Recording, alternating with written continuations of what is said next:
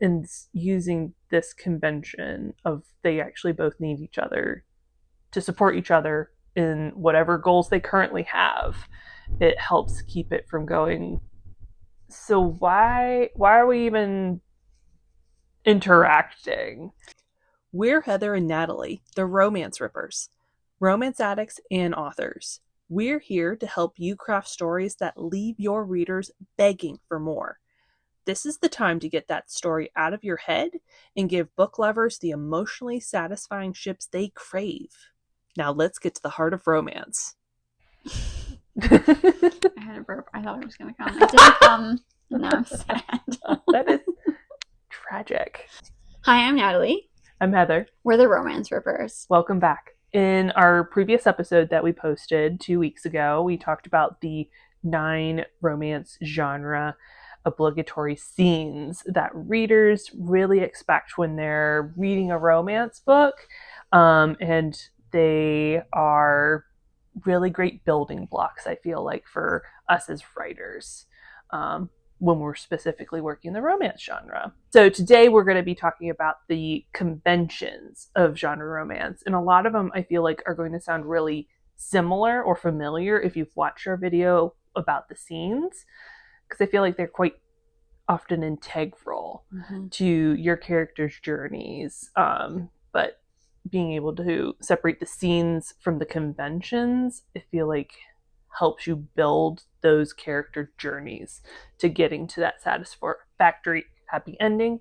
And today we're going to be talking about those. It's about layering. So the obligatory scenes or what you're going to be writing, like the scenes.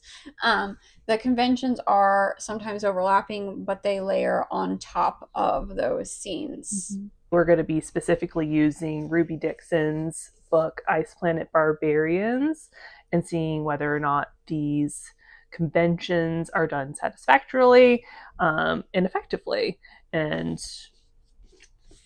why this book it hits a lot of them. Like, spoiler alerts, it hits a lot of them, and that's why it's a sensation. It's why it blew up. This is going to be a great episode for anyone looking for concrete examples to better understand the building blocks of genre romance and why they're important to creating an addictive story. You can use this as an example to study your own favorite romances or looking at your own work in progress. For this episode, please note we're going to be including heavy spoilers for the first Planet Barbarians book. And while we're not going to go into any details, we do recommend you look up content warnings for this book if you haven't read it, because it's an explicit book and there are also some kind of heavy and potentially disturbing situations that are in it. The description off of the Goodreads for Planet Barbarians.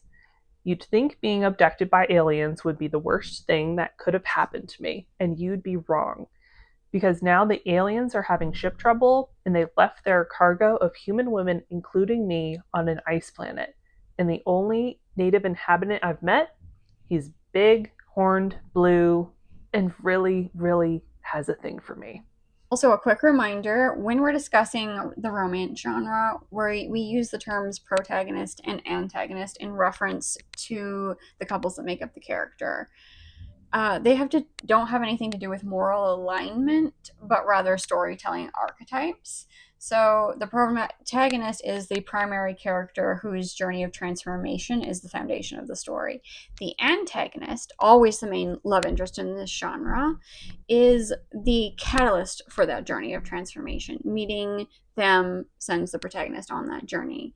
So while ideally the antagonist will also have a journey of transformation, it's not the primary one. You can skate by without it. With that one. Yeah. But you need your main character to have it. Yeah. In order for it to really have the oomph that makes it a favorite of you. The emotional success. Yeah. Now let's get into the meat and potatoes of what we want to talk about today, specifically with the romance genre conventions and how they show up in Planet Barbarians.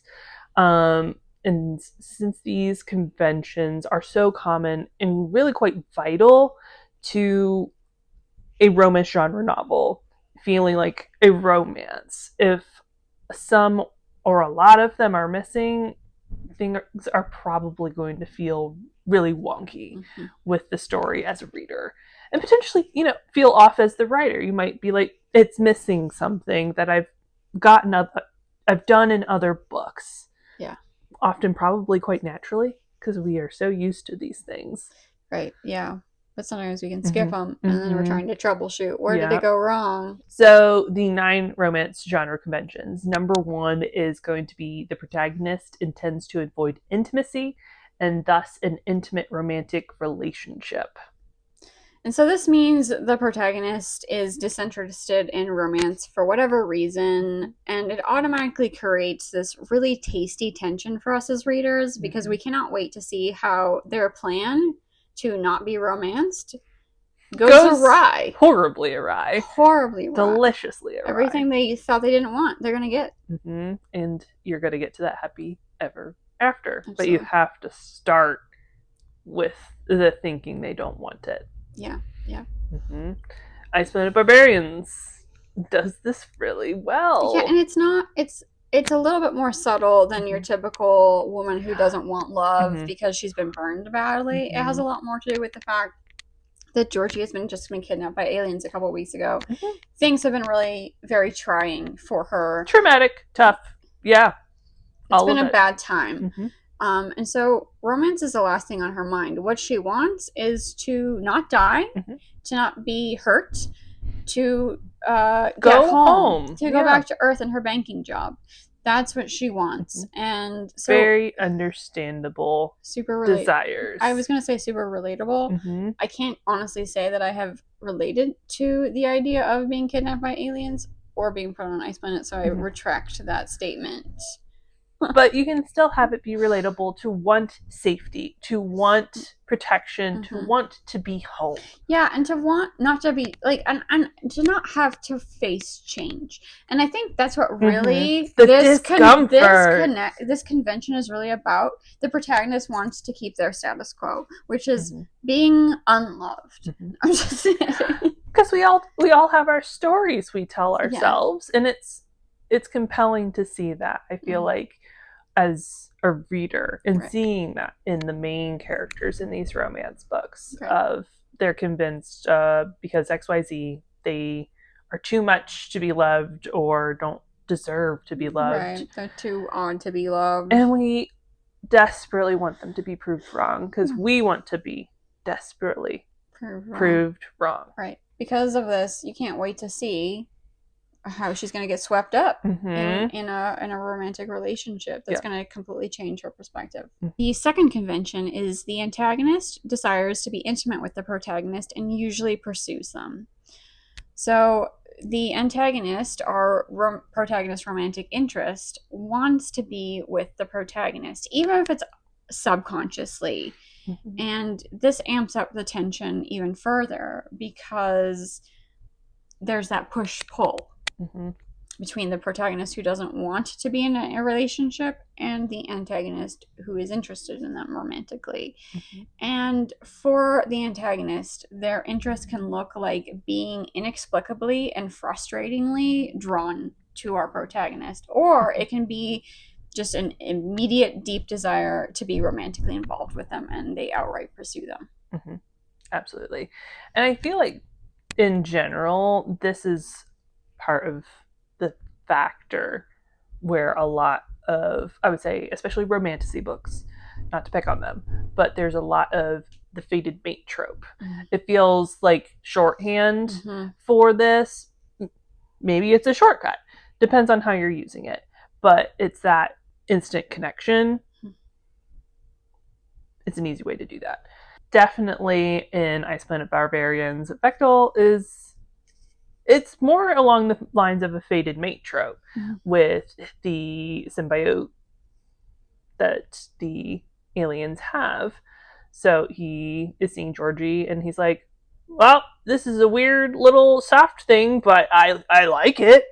Number 3 is the protagonist and antagonist both have something to offer that the other lacks. It's something that keeps them together and not just drifting apart, and then you don't have a romance book. Right. This is also part of when you have read a book that is supposed to be a romance book, and you're sort of just left questioning why they're even together or helping each other, and using this convention of they actually both need each other to support each other in whatever goals they currently have. It helps keep it from going, so why are we even interacting? It addresses that question, or at least I've encountered this in when I've read romance, of me getting to the end of a book, or even partway through a book, and wondering, what exactly do these people even see in each other? Mm-hmm. Like, why are they romantically involved? I don't believe this. But having something that the other lacks, Mm-hmm. that natural compatibility with complementary strengths and weaknesses helps us understand why, if the protagonist can do this or has this to offer, the antagonist is going to be interested in that, and vice versa. And it builds connection and chemistry. So by the time we get to them getting together, we understand why they want that. Because I feel like with Planet Barbarians, it does it really well. Obviously, Georgie, human, she doesn't really have a lot of natural ways of surviving on an extremely inhospitable, icy planet. So she needs Vectel. He knows how to survive. He's lived on this planet his whole life. So she definitely needs him in that regard. And she offers him emotional fulfillment, and this promise, or potential promise, of a mate that he has been hoping for a really long time. He's such a romantic softie. He really at the is. core, Really like a lot of grumps usually are. The sweet marshmallows. Much sweet marshmallows. But yeah, and it makes sense why they are traveling along together. Because also Georgie sees in him a way to help the other women that she has developed, like I would say, burgeoning friendships with, as well as just trying to survive together, banding together. And she hears there's other people like Bechdel who might be able to help all of them. Of course she's got to sign up for that. Convention number 4. At least one rival competes for the protagonist's affections. To up the stakes of, well, these two people end up together, there's got to be a rival for at least our protagonist's affections. This doesn't necessarily mean another person, although it's common when the love triangle trope is involved. It can be something like a life circumstance, a job, another location. The protagonist has family obligations that might tear them away from the antagonist, or they might have different ideologies or dogmas. A lot of different options, and I feel like that's the part that really gets fun, is mixing it up. Yeah. It doesn't always have to be the love triangle, or it can be the love triangle and you start layering on some of those other things, and it really becomes a lot more dynamic. Definitely with Planet Barbarians, it does a really good job at doing the non-romantic rival, with Vectel's rival for Georgie's affections essentially being her feeling obligation to the other girls, and already sort of just assuming whatever or wherever they go, such as back home, that she of course has to go back with them. So that definitely pulls Georgie into very different directions. Because if she chooses to focus on staying with the other women who were kidnapped alongside her, she and Vectel might not end up together. So we keep reading. He can't go to Earth. So we keep reading because we want to see, how is this going to get resolved.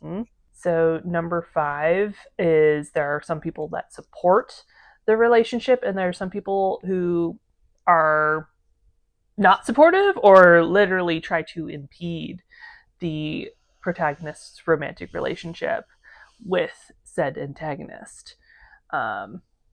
Relationships aren't built in vacuums. the cast of supporting characters in their lives is they're all going to have their own opinions, especially if you've written characters that all have their own agendas. They all are going to have opinions about this potential relationship, especially when we're in like literally life and death circumstances. So some people are going to be cheerleaders. They're going to think it's really good for the protagonist. They're really happy for them, or they might see, oh yeah, this feels really good survival wise to have this relationship fostered, versus others who see it as a threat, or they see it as scary, or potentially linking them to someplace they don't want to stay at. And that's exactly how it is on Planet Barbarians. A few of the other kidnapped women support Georgie with being with Vectal, both because they care about Georgie and they see it as a good key to survival. Yeah, they see it like they see how protective of Georgie Vectal is, and I think they really, those women, they really are like, oh yeah, no, he's a good egg. Other people are not so thrilled about Georgie and Vectal's relationship. For several of the other kidnapped women, they're concerned that Georgie is their de facto leader, and they're concerned that her investment with a man, an alien from this planet, is going to make it impossible for them to get off. Yes. Convention number 6 is there are intimacy rituals between the budding couple. So going back to that earlier romance reader frustration of, I just don't get why this couple wants to be together, it usually is because this convention is also lacking. Emotional intimacy takes time to build with real people and also fictional characters. It's something that you have to like really layer in. With like Planet Barbarians, it's definitely layered. Like, yes, Vectal's helping keep her alive, but he's trying to at least even take the time to learn what she likes, that she likes her food cooked and not raw, and actually try to meet those things that she prefers. Right. And Georgie, for her part, really makes an effort to understand his language, understand his culture, what he needs. And so within those like necessary survival things, there's this ritual, this nice dance that happens where they get to know each other better emotionally. And so you can see that as they've gotten to know each other, they still like each other. They still want to be together. Because I think oftentimes where it doesn't work, or you feel kind of lackluster about a couple, is you can sense on some level that if these two people actually got to know each other, especially outside of physical intimacy, they wouldn't like each other at all. And a lot of authors, especially depending on what they write or what kind of books and the physical intimacy levels included, will skip over emotional intimacy, and that's just not as satisfying, because you recognize that these two people, if they knew anything about each other, really wouldn't want to be in the same room. And that is where you get the dreaded happily for now ending. Yeah. This 6th convention is, in my personal opinion, one of the most vital conventions to include in order to really build a relationship that's believable. You want an OTP, you want that one true pairing, and your readers to believe in them, you've got to put those intimacy rituals in. Yes. So that's good. Those are the couples like people like write fan fiction of, or draw fan art of, or they cosplay with their partner as those characters, because they believe not just the happily ever after, but in like the crafting of good, well-rounded characters. You relate to them. You can see potentially parts of yourself in them, and it's just a little bit of that magic that comes to storytelling in general. Right. Yeah. This is a major point in getting people to proselytize your couple. Yes. Like, if you want to write the couple that, like, I know I have couples, or I'll read things or I'll watch things, and I'll go to Heather here and tell her all the details about why I love it. And I love it too. I'm not even watching the shows sometimes at that point, but I'm like, sign me up. Right. Mm-hmm. Yeah. And so those are that's what you're trying to build here. And you're usually proselytizing about them because they made you feel a certain way, which is in the emotional intimacy. Well, and I see it can be really easy, I feel like, to miss that convention of the rituals of intimacy and the building of intimacy because it starts out so small. Yeah. You can't start it out really big. Even if you say have couples that are more physically intimate earlier on in the book, the actual emotional intimacy always pretty much has to start out small. It has to start very small. It's going to be a moment that is shared, that continues to come up repeatedly. And be built on. A strong foundation, if you will. It's easy to miss, especially if you miss the first little building blocks, because you don't get to. You don't get to just add it in. Number 9, like level 9 intimacy, but you skipped all of the other levels. It just doesn't work like that in real life. And it doesn't feel satisfactory to read in a book. So number 7 is that more than the relationship is at stake. I feel like this is a hard one. I feel like it's a bit of a balancing act with romance, because we can either have that there's literally nothing else at stake in the book. There's only their relationship. We only care about this main couple and if they get together, and it feels quite shallow because of that, because there's nothing else really going on, or other characters aren't really developed to have their own wants and POVs and desires or angles. But it can also swing the other way really hard, and suddenly you're in this like political like quagmire, and we don't know when the last time these two main characters have even talked to each other. There's a balance in trying to have enough stakes without it swallowing up the romantic relationship whole when it comes to the romance genre. Yeah, because I see this happen a lot, specifically in romantasy, where you're being advertised a romance, but you actually usually end up entering a action genre forward story, or a political genre forward story, and those have different obligatory scenes and conventions. Then it gets messy because the author doesn't actually know what is supposed to be the first primary content genre, because you have to pick one primary, and then everything else is a subplot, and then you learn how to weave those in. There's some lovely epics I love where the romance is a subplot. Finding the balancing act of how to add in those subplots and other content genres just below the romance genre requirements. It does require practice.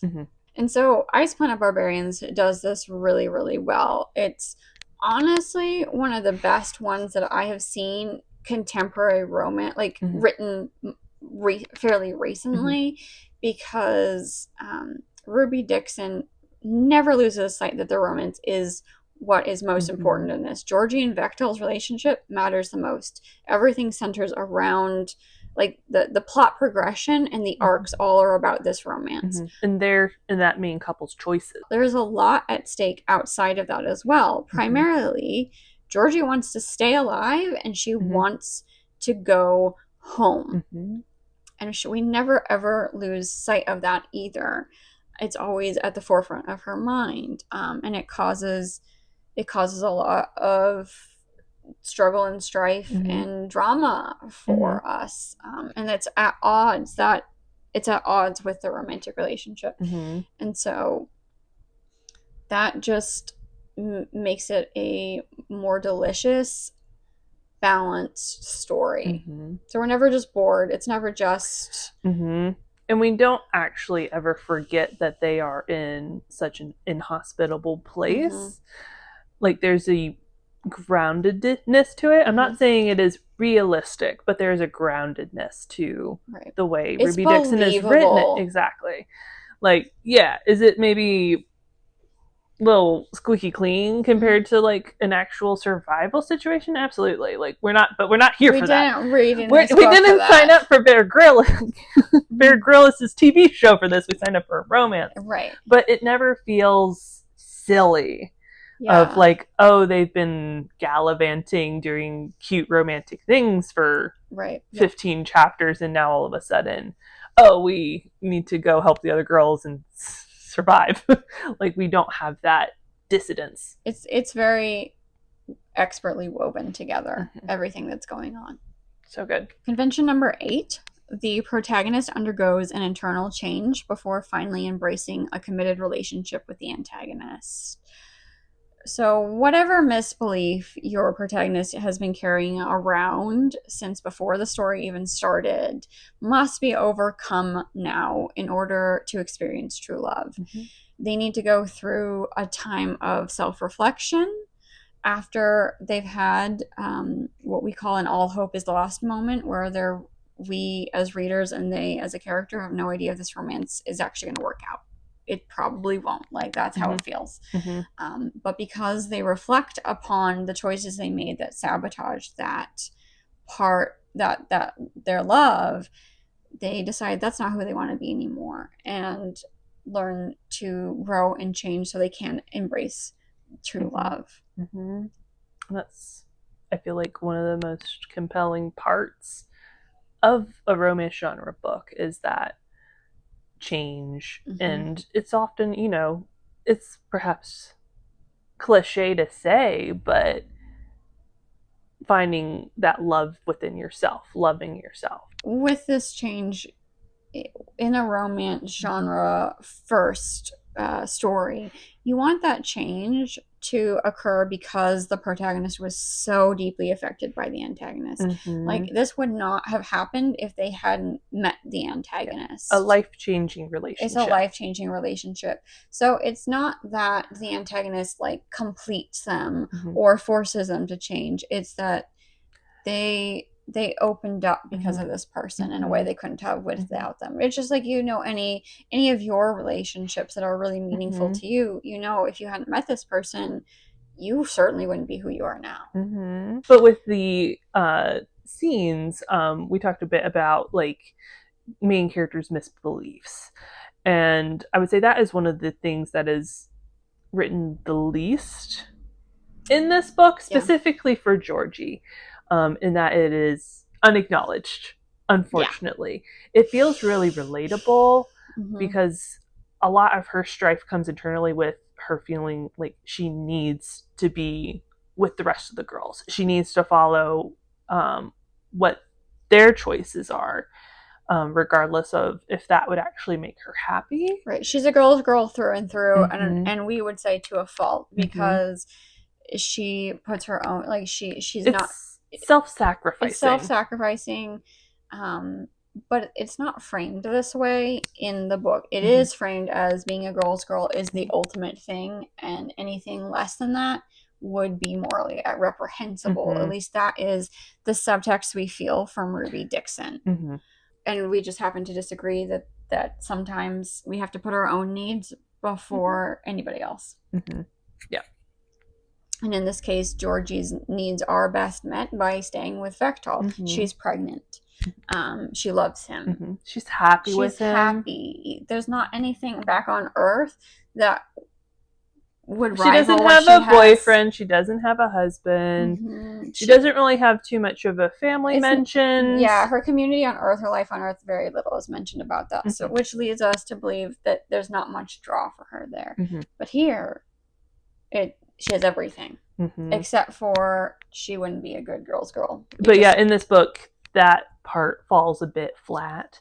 But since this is also a shorter book and it doesn't belabor it, it's okay. Yeah. like I think that's good for us as writers to also remember you don't have to hit these things perfectly to still make a book that's really enjoyable. But in this case, like where it's misstepped, it didn't sit in it. Like we didn't have like 200 pages of angst over this. Yeah, so it was a very brief thing, mm-hmm. and for better or for worse, it is what it is. And it has definitely helped. Like it helps smooth over this misstep by the fact she has very likable characters. The book is pretty short, and everything else is strong. And she's and Ruby Dixon has so much fun writing this. You can tell she had the most fun writing it. She loved writing this, and you can feel that as a reader. I love it so much. Also, kind of the book that you gobble up, and it's not that you forget it, but you're also not like, this book changed my life. Yeah. And because it's not attempting to be the next book that changes your life, Georgie's character arc doesn't need to change your life. And so you're just sort of like, that was a good time. Let me read the next 20. Let me read the next 20. Yeah. Or I'm going to recommend this to my friends who I know are going to have a good time. It is a palate cleanser of a book for the most part. For number 9 is the happily ever after, the happy ending. In I would say most modern romance books, especially Western stories in particular, it's now a pretty standard requirement for romance genre books to have a happily ever after. If you've hit the majority of the other conventions paired with this, you are usually going to really satisfy your readers with a good, tasty romance that they've really enjoyed. And, again, it's that heartfelt component of it that I think readers can really pick up on. Yeah, if you have written characters and taken your readers on their emotional journey so you believe that they will be together, giving them that like happily ever after moment of they've gotten married or they've gotten engaged or they're having a baby or some sort of commitment, some sign of very big forever commitment, we're going to be happy. And this book does a really good job at that, because Georgie and Vector, in that they're happily ever after, have gone off to share some private time. The trouble with the aliens, the evil aliens, is pretty much tied up, and they are looking forward to the birth of their child. And so we have that commitment. We have no doubts. I have zero doubts when I finish this book that Georgie and Vector and their child are going to be happy forever. There is a very good reason that Planet Barbarians became such a sensation amongst readers. Ruby Dixon really understands like the basic building blocks of romance, and because of that, she earns her readers' trust. And she hits enough of the conventions and also the scenes like we've talked about previously, that especially with a likable couple like you have with Georgie and Bechtel, it makes a really delicious, bingeable story. Really hope that going over these conventions, specifically in the context of a book like Planet Barbarians, that you probably are familiar with, even if you've not read it, is helpful for you as a writer. I know it's been really helpful reading several books actually with these in mind, seeing, those, like what I said, I think we've said multiple times before, the building blocks of romance and why certain books are so addictive. Because yes, they got the juice, they got the formula in them, and you just have to also pair it with characters you really root for and care for, and then you got magic in a bottle. Yeah, honestly, you're on your way to a really popular romance with your readers who ship that OTP. OTP. I love it. So we have created a free checklist that includes both the obligatory scenes and conventions to help you study your favorite romance books like we did with Planet Barbarians, and also hopefully help you as you write your own romance story so that your readers are swooning and shipping your characters together. Definitely check out the description below for where you can find that. We'd love to hear down in the comments, what convention are you really excited to tackle in your story? Is there a certain way you want to like twist it to make it a little bit different from potentially the books you've been currently reading or writing yourself, just to, you know, freshen it up a little bit. Little zhuzh. We'd love to hear about it, because I know it's always easier, I feel like, to create when you are in community. Absolutely. With others. Yeah, we want to be able to cheer you on. So let us know in the comments Absolutely. what you're excited about. But as always, it's been a pleasure to be with you guys, and we'll see you in the next one. Bye. Bye. Thanks for joining us today. Like this video if you found it helpful, and subscribe for more romance writing tips and tea on Thursdays. You can also find us on other socials at The Romance Rippers. And before you go, share one of your tried and true romance writing tips below. We'll see you soon.